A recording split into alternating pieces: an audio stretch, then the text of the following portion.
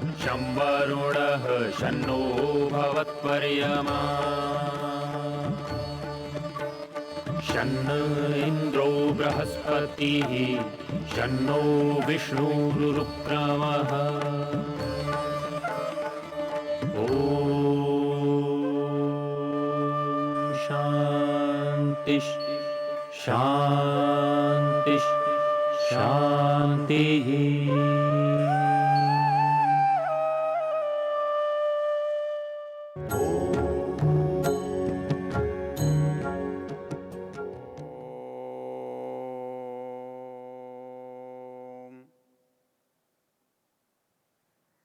हम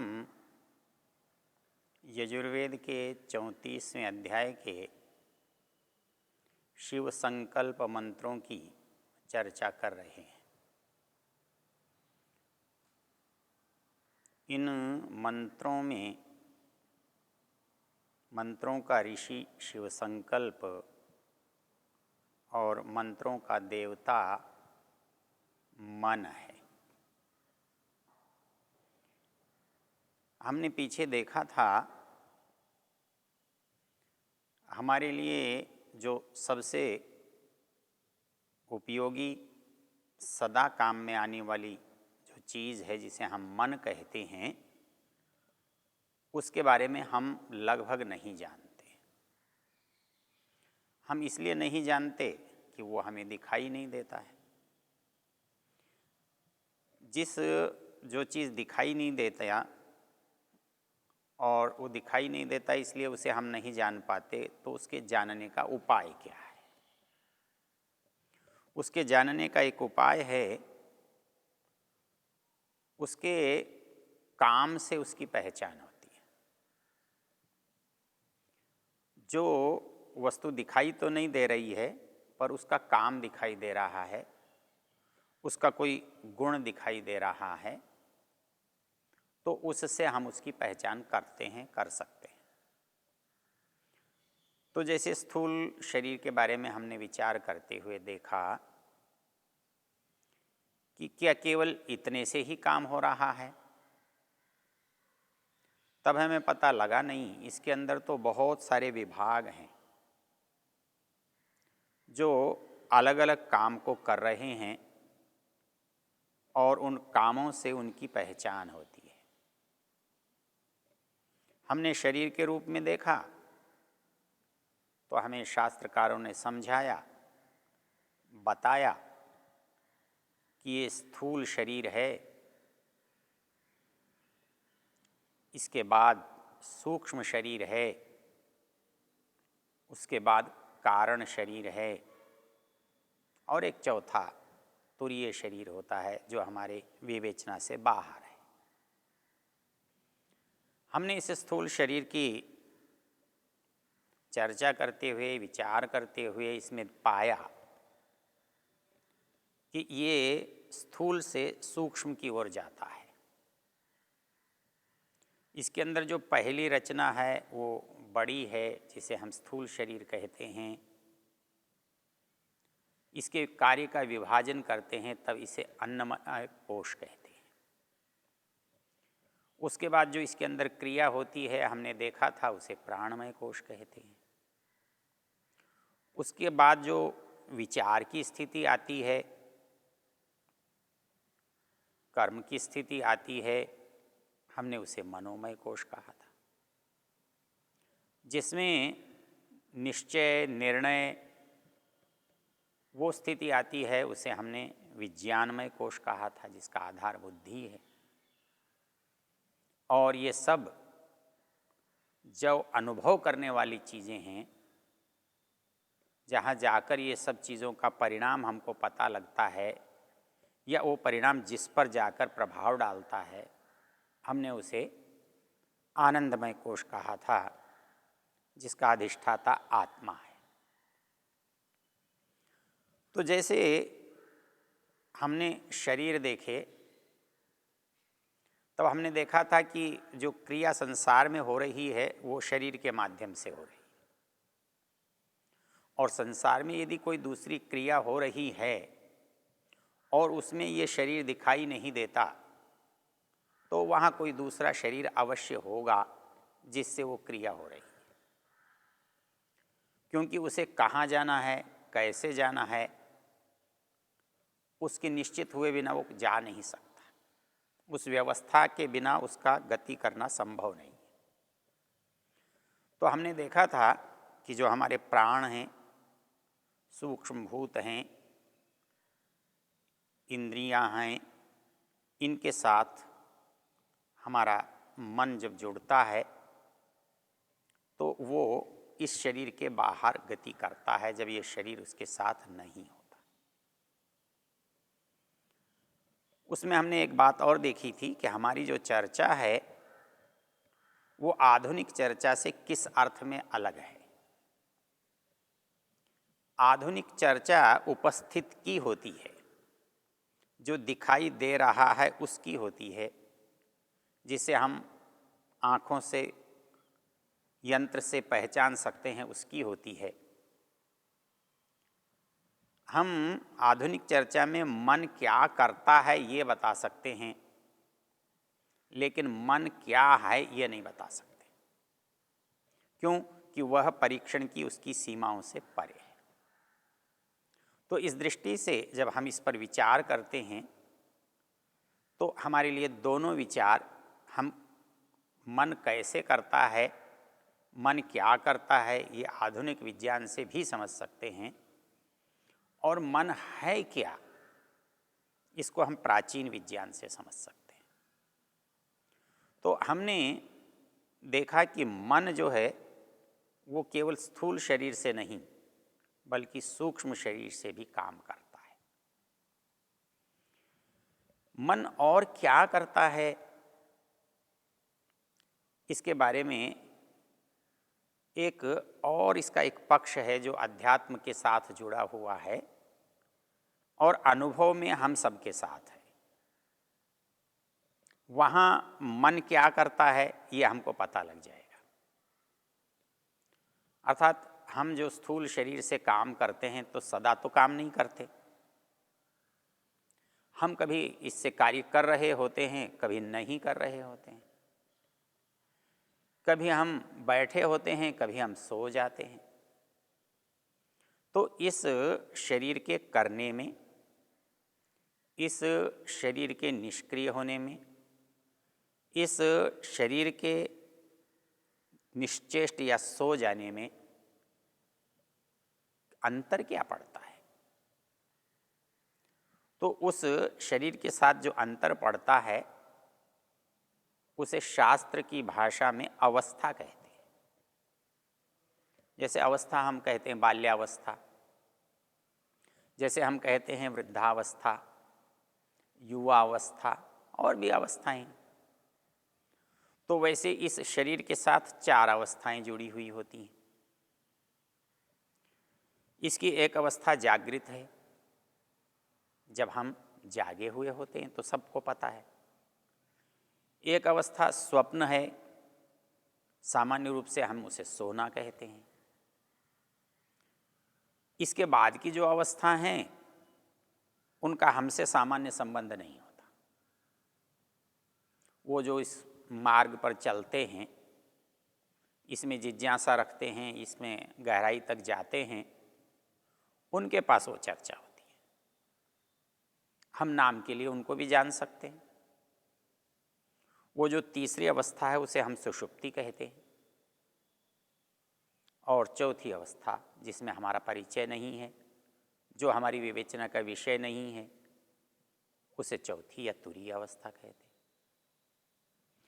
जागृत अवस्था में हम देखते हैं कि हमारे आँख, नाक, कान, मन, बुद्धि सब काम करते हुए होते हैं। तब हम कहते हैं हम जाग रहे हैं, क्योंकि जब हम किसी को आवाज़ देते हैं और वो उलटकर उत्तर देता है, प्रतिक्रिया देता है, तो हम कहते हैं वो जाग रहा है। हमने आवाज़ दी, उसने कोई प्रतिक्रिया नहीं दी, तो हमें लगता है वो सो रहा है।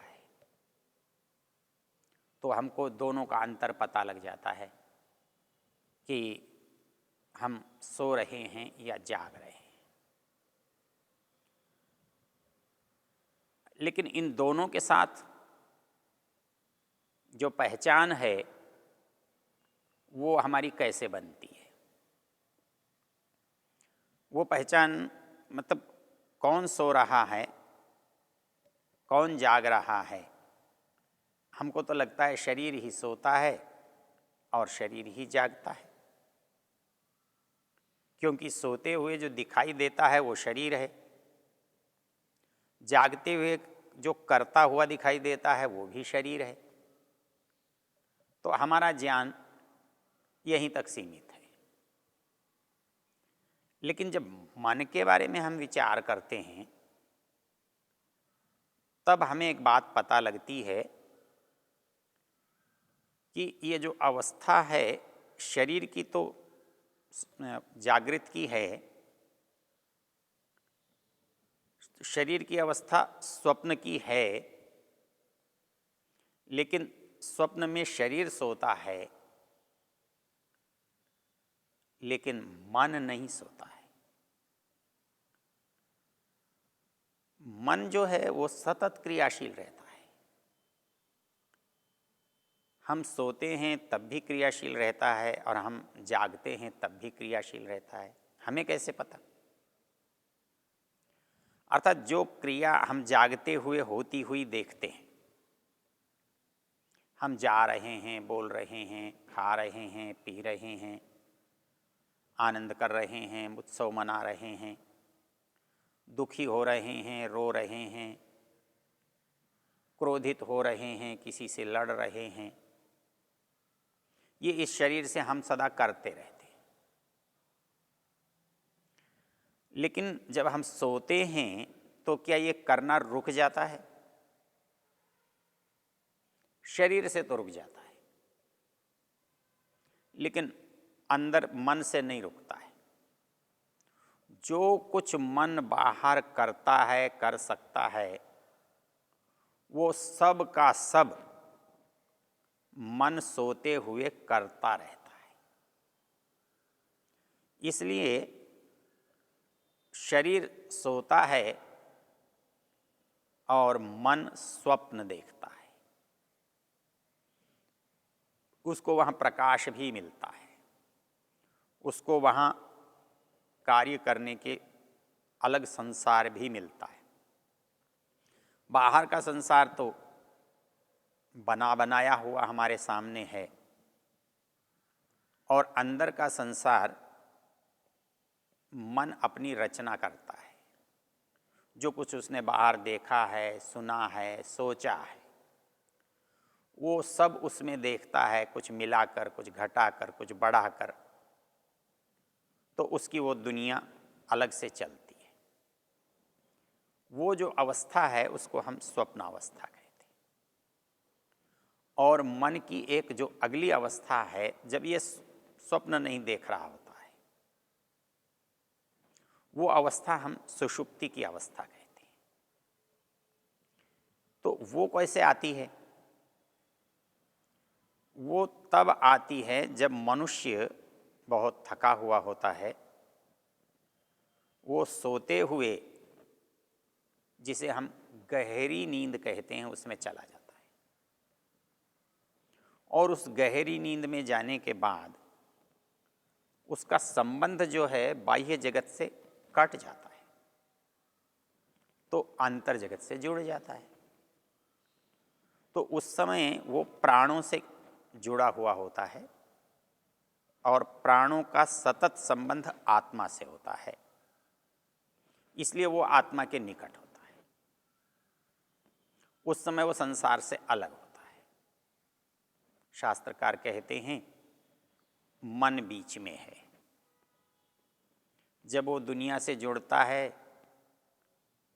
तो जागृत और स्वप्न लोक में होता है, जब वो परमेश्वर से जुड़ता है तो सुषुप्ति या तुरीय लोक में होता है। यह एक रोचक तथ्य हमारे समझने का है। हमें कैसे पता कि वो स्वप्न अवस्था से सुषुप्ति अवस्था कोई अलग चीज़ है? दिखाई तो देती नहीं है, हम चाहें तो वहाँ पहुँच भी नहीं सकते हैं। फिर हमें कैसे पता लगता है कि वो है भी कोई अवस्था है? उसको भी हम काम से समझते हैं। परिणाम से समझते हैं। मनुष्य सक्रिय था, निष्क्रिय हो गया, देखना, सुनना, चलना, बोलना बंद हो गया। सांस चल रहा है, हमने कहा सो रहा है, लेकिन वो सो भी रहा है, उठकर कहता है नींद नहीं आई, अच्छी नींद नहीं आई, स्वप्न ही आते रहे, थकान ही होती रही, डर ही लगता रहा। तब पता लगता है कि उसका जो अंतर है सोने का वो भी है, कहीं बहुत अच्छा सो रहा है, अच्छा नहीं सो रहा है। कारण पता लग जाता है कि अच्छा कब सोता है और अच्छा कब नहीं सोता है। जब अच्छा सोता है तब हम उसे सुषुप्ति कहते हैं, और जब अच्छा नहीं सोता है तो हम उसे स्वप्न कहते हैं। इसमें एक और समझने की चीज़ है, जानने की चीज़ है। वो क्या?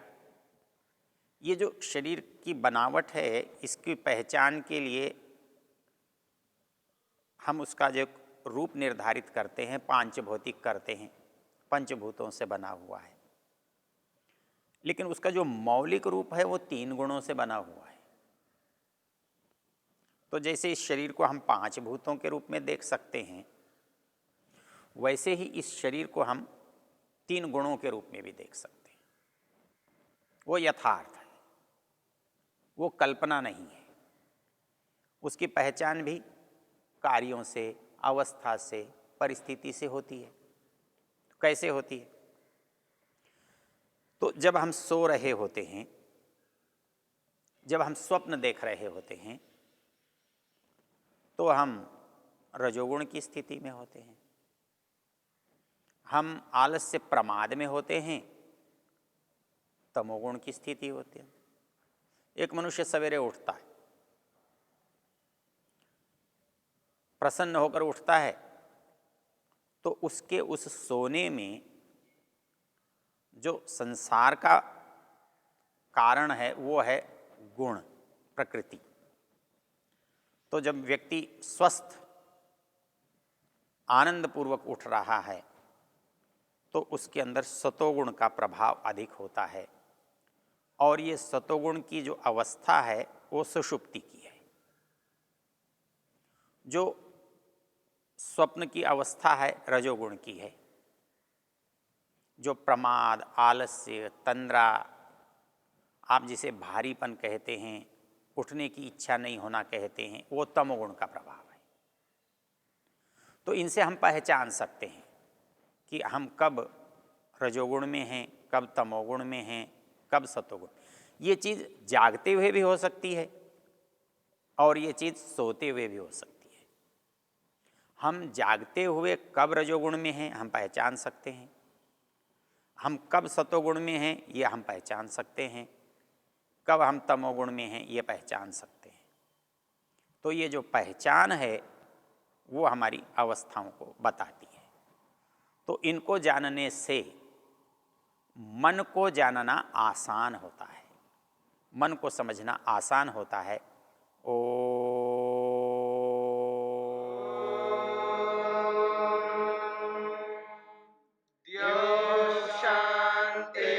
शान्तिरन्तरिक्षं शान्तिर्पृथिवी शान्तिरापः शान्तिरोषधयः